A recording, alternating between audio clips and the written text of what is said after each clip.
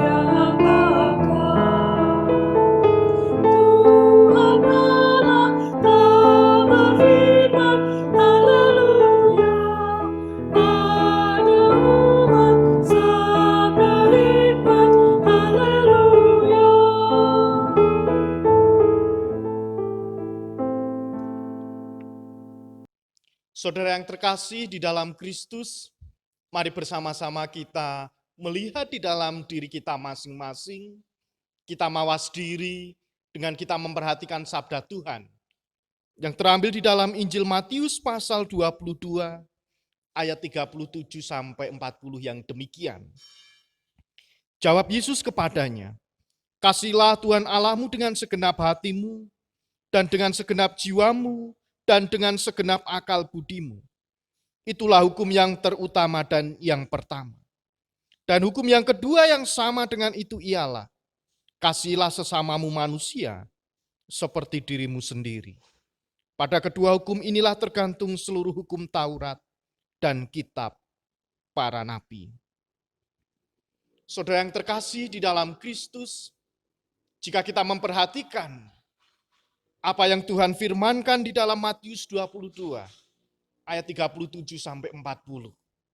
Mari dengan segala kerendahan hati, mungkin kita belum sepenuhnya bisa mengasihi sesama kita, atau bahkan kita belum bisa mengasihi Tuhan Allah yang sudah menciptakan kita. Oleh sebab itu, mari dengan kerendahan hati kita mengakui segala dosa dan kesalahan kita, dengan kita memuji Tuhan. Dari pujian penyesalan, pelengkap Kidung Jemaat 199, bait pertama dan yang kedua, dulu ku tertindih dosa.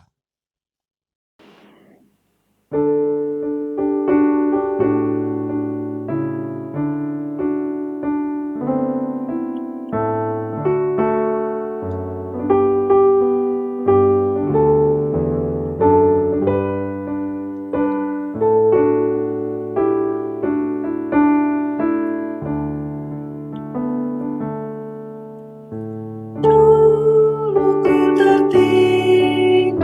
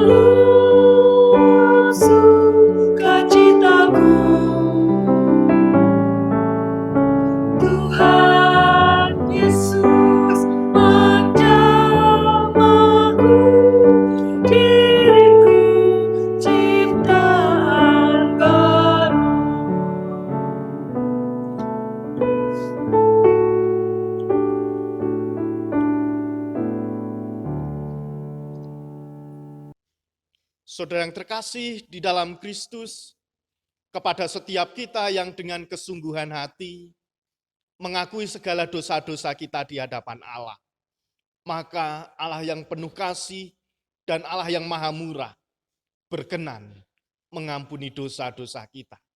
Dan kita diberikan anugerah Tuhan di dalam kehidupan ini yang terambil di dalam Injil Yohanes pasal 5 ayat 24 sampai 25. Demikianlah anugerah Tuhan untuk kita. Aku berkata kepadamu, sesungguhnya barang siapa mendengar perkataanku dan percaya kepada Dia yang mengutus aku, ia mempunyai hidup yang kekal dan tidak turut dihukum. Sebab ia sudah pindah dari dalam maut ke dalam hidup. Aku berkata kepadamu, sesungguhnya saatnya akan tiba dan sudah tiba, bahwa orang-orang mati akan mendengar suara Anak Allah, dan mereka yang mendengarnya akan hidup. Demikianlah anugerah Tuhan untuk kita semua. Biarlah sabda Tuhan ini tertanam di dalam kehidupan kita, dan kita bisa melakukannya di dalam kehidupan kita masing-masing. Haleluya. Kita memuji Tuhan dari pujian kesanggupan. Pelengkap Kidung Jemaat nomor 15. Kita pujikan bait yang pertama. Kusiapkan hatiku Tuhan.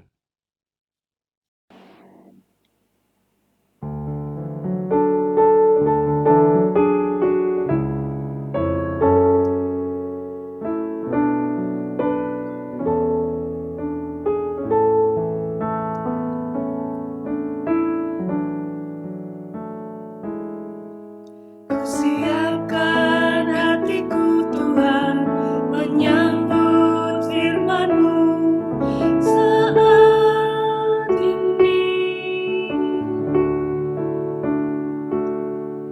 Aku sujud menyembah Engkau dalam hadirat-Mu saat ini. Curahkanlah pengurapan-Mu kepada umat-Mu saat ini. Ku siapkan hatiku Tuhan, mendengar firman-Mu.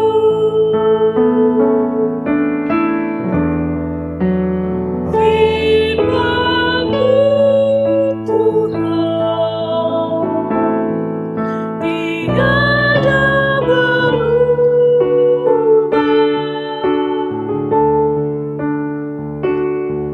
Sejak semulanya dan selama-lamanya tiada berubah. Firman-Mu Tuhan, menolong hidupku. Ku siapkan hatiku Tuhan, menyambut firman-Mu.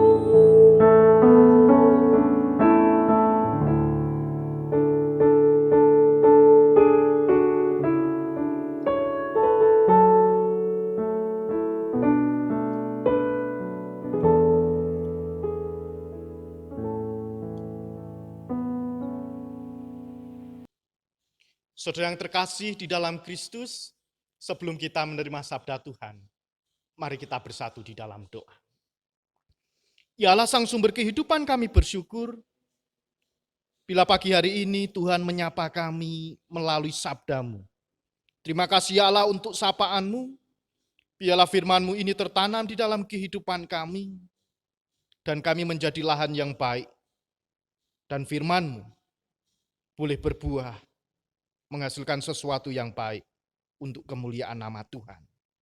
Terima kasih ya Allah, bersabdalah, karena kami siap untuk mendengarkan. Di dalam Kristus kami berdoa. Amin. Pagi hari ini kita akan menerima sabda Tuhan yang terambil di dalam Injil Matius pasal 13 ayat 1 sampai ayat 9, dan dilanjutkan ayat 18 sampai ayat 23. Matius pasal 13 ayat 1 sampai 9 dan dilanjutkan ayat 18 sampai ayat 23. Yang demikianlah sabda Tuhan. Pada hari itu keluarlah Yesus dari rumah itu dan duduk di tepi danau. Maka datanglah orang banyak berbondong-bondong lalu mengerumuni dia, sehingga ia naik ke perahu dan duduk di situ, sedangkan orang banyak semuanya berdiri di pantai. Dan ia mengucapkan banyak hal dalam perumpamaan kepada mereka. Katanya, adalah seorang penabur keluar untuk menabur. Pada waktu ia menabur, sebagian benih itu jatuh di pinggir jalan. Lalu datanglah burung dan memakannya sampai habis. Sebagian jatuh di tanah yang berbatu-batu, yang tidak banyak tanahnya. Lalu benih itu pun segera tumbuh karena tanahnya tipis. Tetapi sesudah matahari terbit, layulah ia dan menjadi kering karena tidak berakar. Sebagian lagi jatuh di tengah semak duri. Lalu makin besarlah semak itu dan menghimpitnya sampai mati. Dan sebagian jatuh di tanah yang baik, lalu berbuah. Ada yang 100 kali lipat, ada yang 60 kali lipat, ada yang 30 kali lipat. Siapa bertelinga, hendaklah ia mendengar. Karena itu dengarkanlah arti perumpamaan penabur itu. Kepada setiap orang yang mendengar firman tentang kerajaan sorga, tetapi tidak mengertinya, datanglah si jahat dan merampas yang ditaburkan dalam hati orang itu. Itulah benih yang ditaburkan di pinggir jalan. Benih yang ditaburkan di tanah yang berbatu-batu, ialah orang yang mendengar firman itu dan segera menerimanya dengan gembira. Tetapi ia tidak dapat berakar dan tahan sebentar saja. Apabila datang penindasan atau penganiayaan karena firman itu, orang itu pun segera murtad. Yang ditaburkan di tengah semak duri ialah orang yang mendengar firman itu. Lalu kekhawatiran dunia ini dan tipu daya kekayaan menghimpit firman itu sehingga tidak berbuah. Yang ditaburkan di tanah yang baik ialah orang yang mendengarkan firman itu dan mengerti. Dan karena itu ia berbuah, ada yang 100 kali lipat, ada yang 60 kali lipat, ada yang 30 kali lipat. Demikianlah sabda Tuhan. Yang berbahagia adalah kita semua yang menerima sabda Tuhan, memelihara, merenungkan, serta melakukannya di dalam kehidupan kita sehari-hari. Haleluya. Haleluya,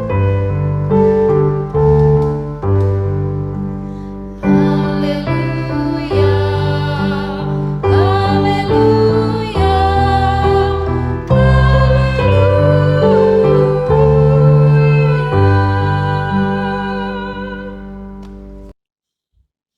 Saudara yang terkasih di dalam Kristus, saat ini kita boleh bersama-sama merenungkan sabda Tuhan yang terambil di dalam Injil Matius pasal 13 ayat 1 sampai 9 dilanjutkan ayat 18 sampai ayat 23. Dan saat ini kita diberi tema firman Allah berbuah dalam hidupku. Firman Allah berbuah dalam hidupku. Saudara yang terkasih di dalam Kristus, kualitas dan kuantitas itu adalah dua bagian dari kehidupan manusia yang tidak dapat dipisahkan dan selalu berjalan bersama atau beriringan. Keduanya memang mempunyai makna yang berbeda atau memiliki makna sendiri-sendiri.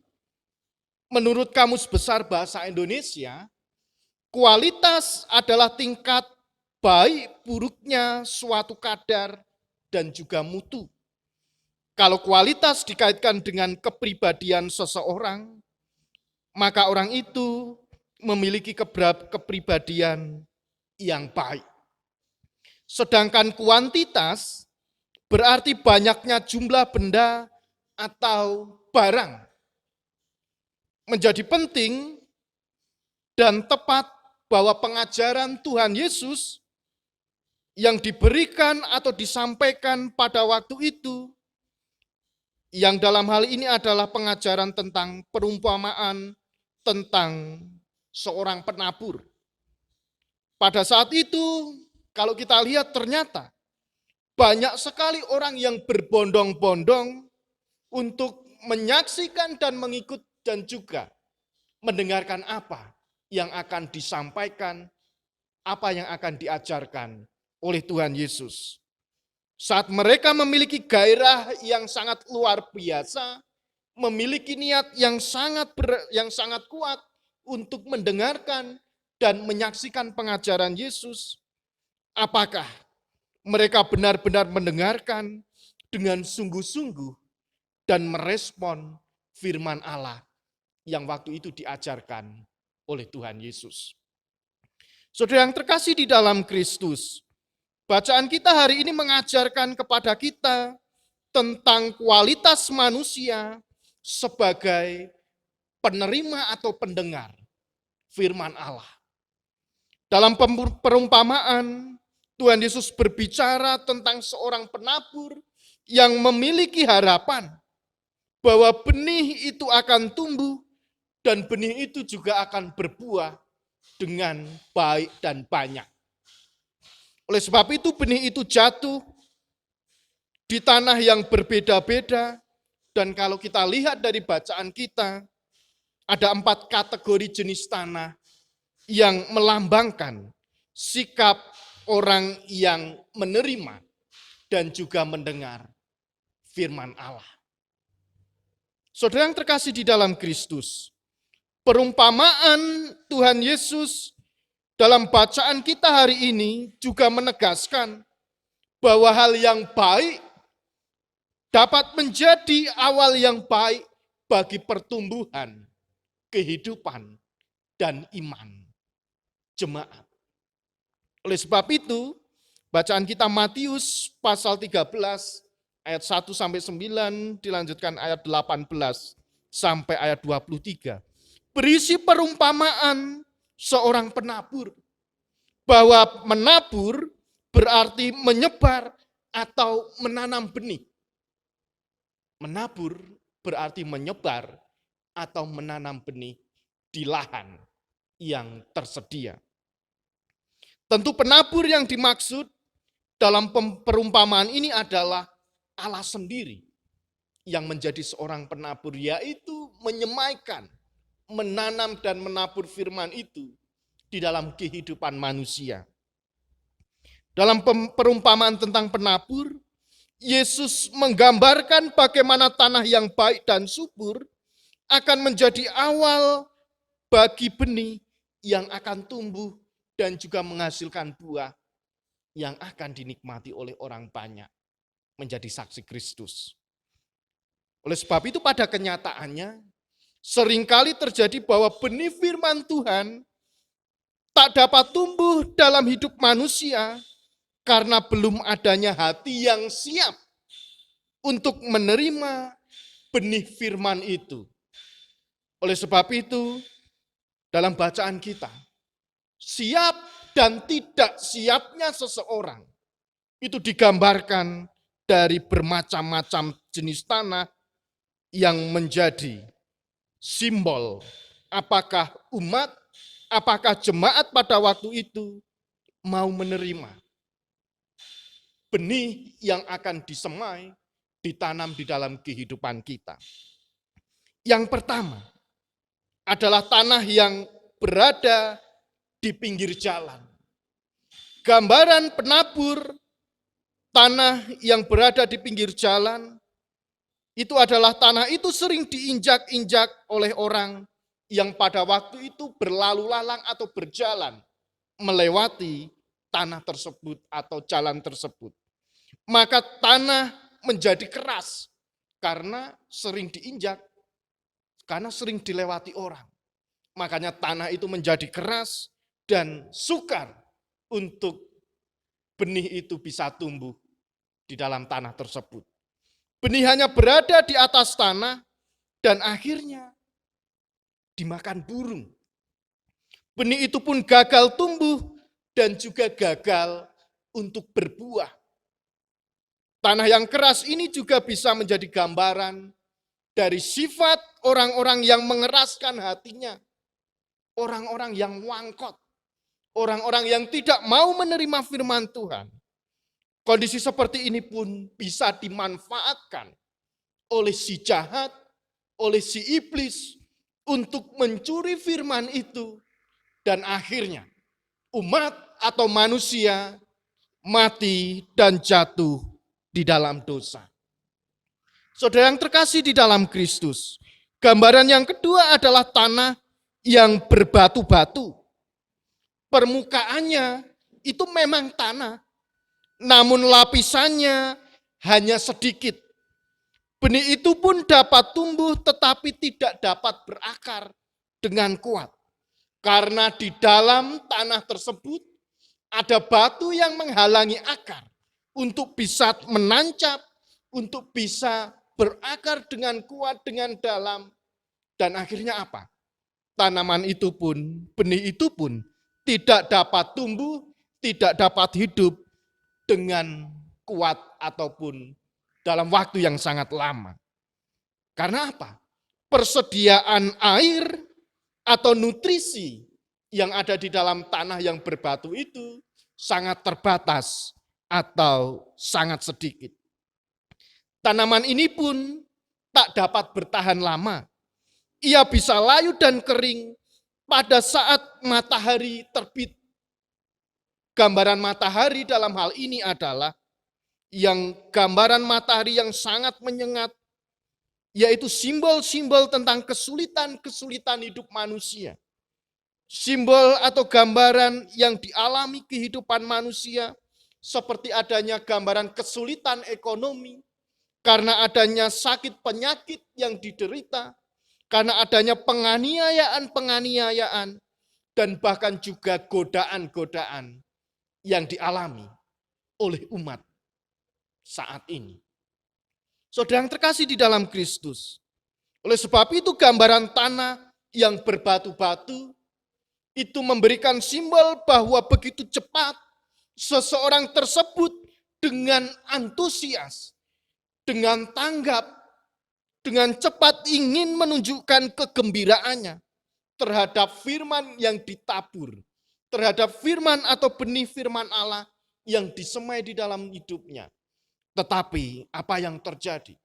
Ketika ada masalah, ketika ada sakit penyakit, atau pergumulan kehidupan yang lain, akhirnya manusia kehilangan imannya. Manusia akhirnya meninggalkan Allah, atau bisa dikatakan dalam firman kita pada saat ini adalah manusia bisa murtad. Ini adalah gambaran yang sangat memprihatinkan bagaimana simbol manusia, simbol seseorang yang dalam hal ini adalah umat Allah. Begitu banyak persoalan, makanya seseorang cepat menyangkal dan mengelak dari firman Allah dan membawa di dalam kehidupannya bisa murtad, meninggalkan Allah. Saudara yang terkasih di dalam Kristus, gambaran yang ketiga adalah tanah dengan semak duri. Tanah ini memang subur, mengandung nutrisi yang sangat baik. Namun sayangnya dipenuhi dengan semak duri yang mengganggu agar benih itu bisa terhambat pertumbuhannya. Semak duri ini bila digambarkan di dalam kehidupan manusia, itu adalah kita sebagai anak Allah memang diperhadapkan dengan situasi-situasi dunia ini yang mungkin sangat menakutkan, yang mungkin tidak menentu, mengkhawatirkan, dan mungkin bisa mengancam keselamatan hidup kita dan bahkan kehilangan iman kita.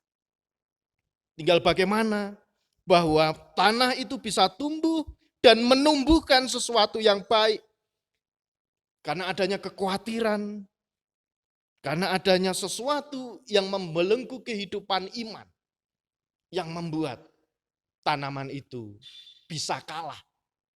Karena rumput ataupun ilalang ataupun semak duri yang lain itu justru tumbuhnya lebih subur dibandingkan dengan benih atau firman Tuhan yang kita terima di dalam hidup kita.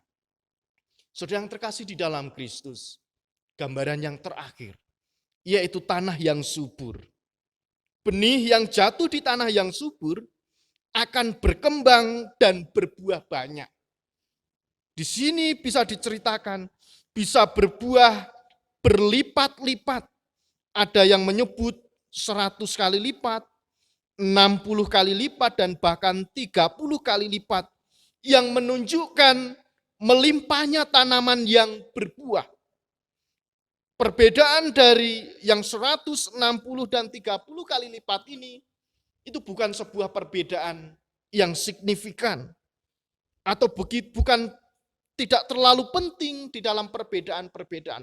Tetapi bagaimana tumbuhan itu bisa bertumbuh dengan baik, bisa menghasilkan buah dengan baik, dan buah itu bisa dinikmati, dan kenikmatannya itu bisa menjadikan kedamaian di dalam kehidupan umat bersama.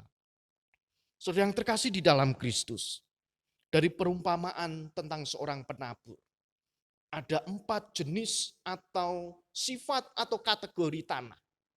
Tinggal bagaimana di dalam kehidupan kita. Apakah kita ini termasuk tanah yang berada di pinggir jalan, atau tanah yang berbatu-batu, atau tanah dengan semak-semak duri, atau bahkan di tanah yang subur. Mari kita melihat di dalam kehidupan kita masing-masing. Diri kita ini adalah simbol tanah. Tuhan akan menyemai firman itu di dalam kehidupan kita. Mari kita melihat diri kita. Kita seperti tanah yang ada di pinggir jalan, tanah yang berbatu-batu, tanah yang memiliki semak duri, atau tanah yang subur. Kalau di dalam kehidupan kita, kita seperti tanah yang ada di pinggir jalan, atau kita seperti tanah yang berbatu-batu, atau kita seperti tanah yang ada semak durinya. Mungkin firman Tuhan itu tertanam di dalam kehidupan kita, kita bisa menerimanya, tetapi karena sifat dari tanah, sifat dari diri kita, mungkin firman Tuhan itu hanya sebentar saja.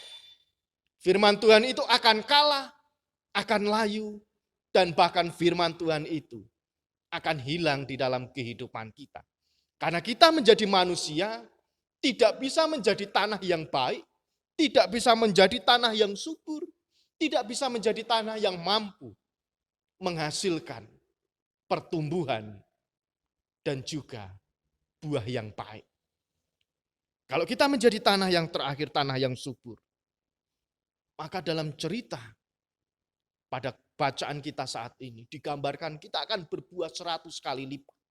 Kita akan berbuah 60 kali lipat. Dan kita akan berbuah 30 kali lipat dan buah-buah yang lainnya. Oleh sebab itu, saat ini kita akan diberikan pelajaran yang sangat penting. Bagaimana firman Allah itu bertumbuh di dalam kehidupan kita. Itu tergantung respon kita. Apakah kita sama seperti orang banyak yang berbondong-bondong yang digambarkan di dalam ayat yang kedua. Mereka berbondong-bondong, sangat antusias, ingin menyaksikan apa yang akan diajarkan Tuhan, ingin mendengar apa yang akan disampaikan oleh Tuhan Yesus.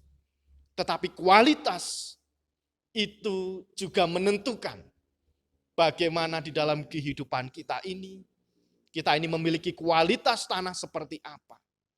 Kualitas dan kuantitas itu memang tidak dapat dipisahkan.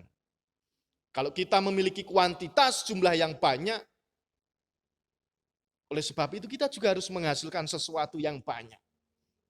Kalau kita di dalam sebuah komunitas, di dalam kehidupan gereja, di dalam kehidupan keluarga, Mungkin jumlah kita banyak, tetapi kalau kualitas kita tidak bisa baik, tidak bisa meningkat, seperti tanah di pinggir jalan, seperti tanah yang berbatu-batu, atau seperti tanah yang ada semak duri. Maka kualitas, maka kuantitas atau jumlah yang banyak itu mungkin tidak ada artinya. Karena tidak ada kualitas yang bagus di dalam sebuah komunitas yang begitu besar.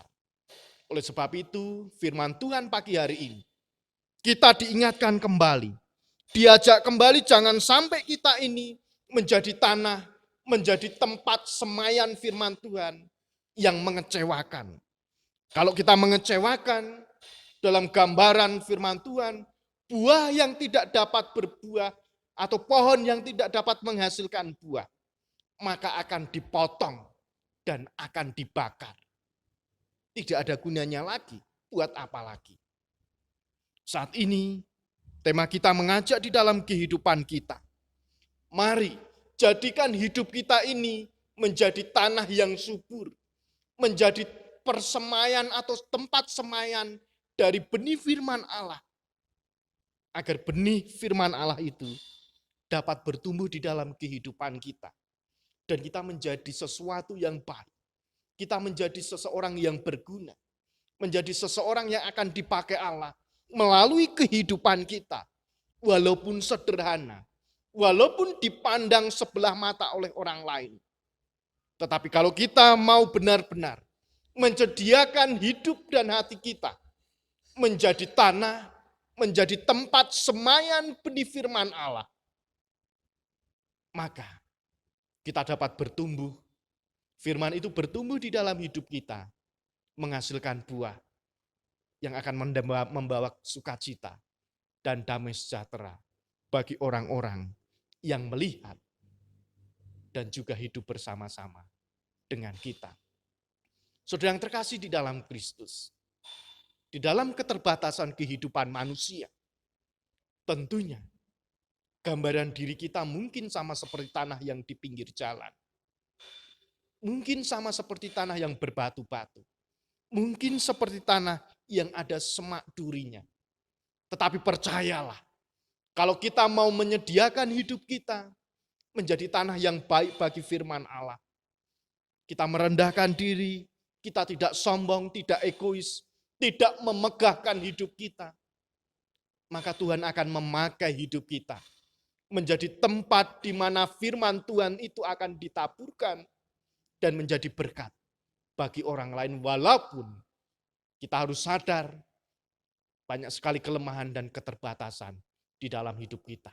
Tetapi percayalah, Tuhan akan memakai, Tuhan akan menolong dan menjadikan kita sebagai alatnya, menjadi saksi Kristus untuk mewartakan kabar sukacita dari Allah. Selamat menjadi tempat di mana Tuhan akan menyemaikan benih firman-Nya. Bersama dengan kehidupan keluarga kita, bersama dengan keluarga besar, Jemaat GKJ Argo Mulyo, Roh Kudus akan menolong dan menuntun kita. Amin. Saudara yang terkasih di dalam Kristus, mari kita bersama-sama bersatu di dalam doa. Ya Allah, Sang Sumber kehidupan, kami bersyukur bila saat ini Tuhan boleh memberikan kami teladan. Tuhan memakai kami menjadi tanah yang subur, dan biarlah firman-Mu itu dapat tertanam di dalam kehidupan kami, menghasilkan buah bagi kebaikan banyak orang dan untuk kemuliaan nama Tuhan. Terima kasih ya Allah, gambaran-gambaran tanah yang kami terima pada saat ini mungkin mewakili kehidupan kami. Tetapi kami diingatkan, kami harus merendahkan hidup kami agar kami menjadi tanah yang subur, tanah yang dipakai Tuhan, agar firman Allah itu berbuah di dalam hidup kami. Bapa di dalam surga, kami berdoa untuk gereja GKJ Argo Mulyo di dalam setiap tugas dan panggilan sebagai gereja Tuhan. Biarlah Tuhan memakai kami semua bagian dari keluarga besar GKJ Argomulyo, baik kami yang menjadi majelis, baik kami yang menjadi jemaat. Tetapi Tuhan akan memakai kami semua di dalam setiap talenta yang kami miliki untuk memuliakan nama Tuhan dan juga menjadi saksi-Mu di tengah-tengah kehidupan ini. Terima kasih ya Allah, kami berdoa untuk jemaat-Mu yang saat ini masih terbaring sakit ataupun di dalam proses pemulihan kesehatan. Mari Tuhan Engkau menolong saudara-saudara kami ini di dalam mereka menantikan pemulihan, kekuatan, dan bahkan merasakan kesehatan kembali. Biarlah melalui setiap obat-obatan, makanan, dan juga perawatan dari dokter, menjadikan semuanya itu sebagai sarana pemulihan kesembuhan bagi jemaat-Mu. Kami juga berdoa ya Allah dan memohonkan berkat untuk orang tua kami yang saat ini sudah adioswo, sudah sepuh. Kiranya Tuhan memberkati orang tua kami satu persatu dimanapun mereka berada. Biarlah di dalam tuntunan tangan kasih Tuhan, orang tua kami terus dikuatkan di dalam iman dan pengharapan. Biarlah orang tua kami ini menjadi contoh teladan bagi keluarga kami. Dan kami terus belajar kehidupan yang sudah Tuhan berikan melalui orang tua kami masing-masing. Bapa di dalam surga, kami juga berdoa untuk anak-anak kami yang saat ini masih bersekolah, dimanapun mereka menempuh pendidikan. Kami percayakan sepenuhnya anak-anak kami ini ke dalam tuntunan kasih-Mu. Biarlah anak-anak kami ini boleh belajar dengan semangat, boleh belajar dengan sukacita, boleh memiliki ketekunan, memiliki semangat, kerajinan untuk mereka terus belajar. Dan kami percaya Tuhan menyediakan masa depan bagi anak-anak kami ini melalui pendidikan yang Tuhan berikan. Dan terkhusus juga kami berdoa untuk orang tua mereka masing-masing ketika orang tua mereka harus mencukupi setiap kebutuhan sekolah anak-anaknya. Kami percaya setiap pekerjaan, setiap usaha-usaha yang Tuhan berikan di dalam kehidupan kami, semuanya itu akan mendatangkan berkah, akan mendatangkan rezeki di dalam kehidupan keluarga kami masing-masing.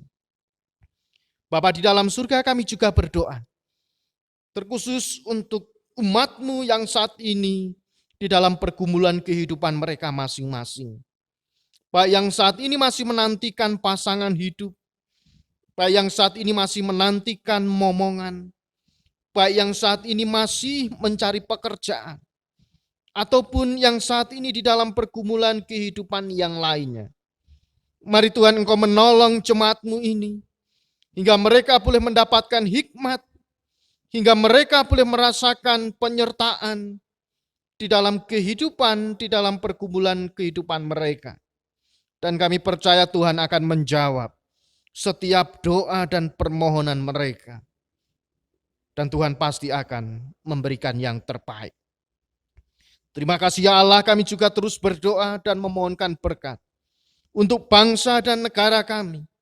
Biarlah pandemi COVID-19 yang saat ini masih terjadi di bangsa kami ini, Tuhan akan memakai setiap petugas medis, para dokter, perawat, dan bahkan rumah sakit, tim gugus tugas COVID, biarlah Tuhan memakai semuanya itu sebagai saluran berkat untuk memutus penyebaran COVID-19, dan kami akan terus mendukung hingga penyebaran COVID-19 ini bisa putus, bisa selesai, dan kami bisa beraktivitas seperti sedia kala, tanpa ada rasa khawatir, tanpa ada rasa takut, dan tanpa ada rasa was-was lagi.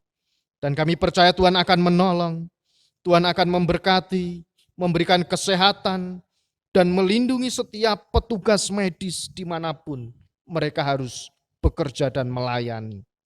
Kami percayakan sepenuhnya saudara-saudara kami ini ke dalam tangan kasih Tuhan. Dan Tuhan akan menolong dan melindungi. Terima kasih ya Allah, banyak sekali permohonan yang ada di dalam kehidupan kami. Tetapi kami percaya Tuhan akan menyelidiki setiap hati kami. Tuhan akan melihat apa yang menjadi pergumulan kehidupan kami.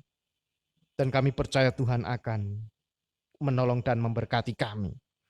Tuhan mengampuni segala dosa dan kesalahan kami dan ajarkan kami untuk saling mengampuni dan mengasihi satu dengan yang lain. Di dalam Kristus Sang Sumber kehidupan, kami mengucap syukur dan berdoa. Amin. Saudara yang terkasih di dalam Kristus, saat ini kita diizinkan Tuhan untuk bersyukur di dalam kehidupan kita masing-masing dengan kita mengumpulkan persembahan. Sabda Tuhan yang terambil di dalam 2 Korintus pasal 8 ayat 12 yang demikian. Sebab jika kamu rela untuk memberi, maka pemberianmu akan diterima. Kalau pemberianmu itu berdasarkan apa yang ada padamu, bukan berdasarkan apa yang tidak ada padamu. Mari bersama-sama kita bersyukur di dalam kehidupan kita, dengan kita mengumpulkan persembahan diiringi pujian. Pelengkap Kidung Jemaat 264, bait pertama dan yang kedua, apalah arti ibadahmu.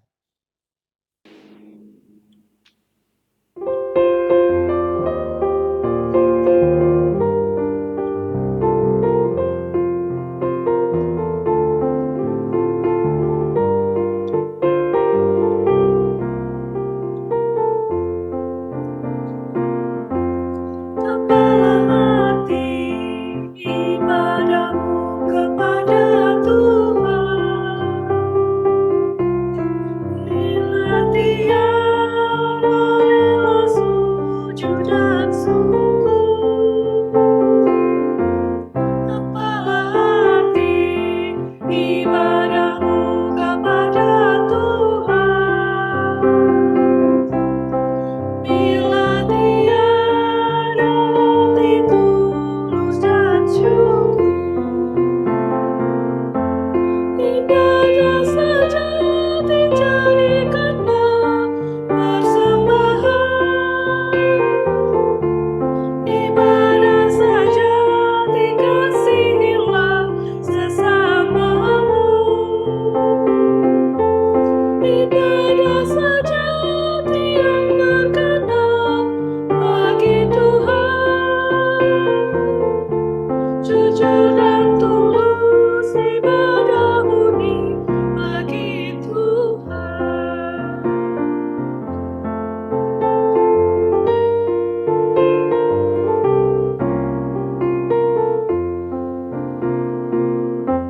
Marilah ikut melayani orang berkeluh, agar iman tetap kuat serta teguh. Itulah tugas pelayanan juga panggilan, persembahan yang berkenan bagi Tuhan. Ibadah sejati jadikanlah persembahan. Ibadah sejati kasihilah sesamamu. Ibadah sejati yang berkenan bagi Tuhan. Jujur dan tulus ibadah murni bagi Tuhan.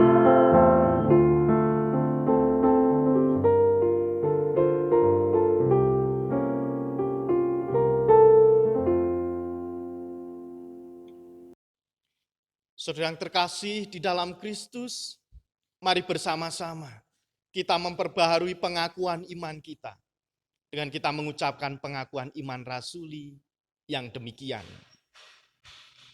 Aku percaya kepada Allah Bapa yang Maha Kuasa, Khalik langit dan bumi, dan kepada Yesus Kristus anaknya yang tunggal Tuhan kita, yang dikandung daripada Roh Kudus, lahir dari anak darah Maria, yang menderita sengsara di bawah pemerintahan Pontius Pilatus, disalibkan mati dan dikuburkan, turun ke dalam kerajaan maut.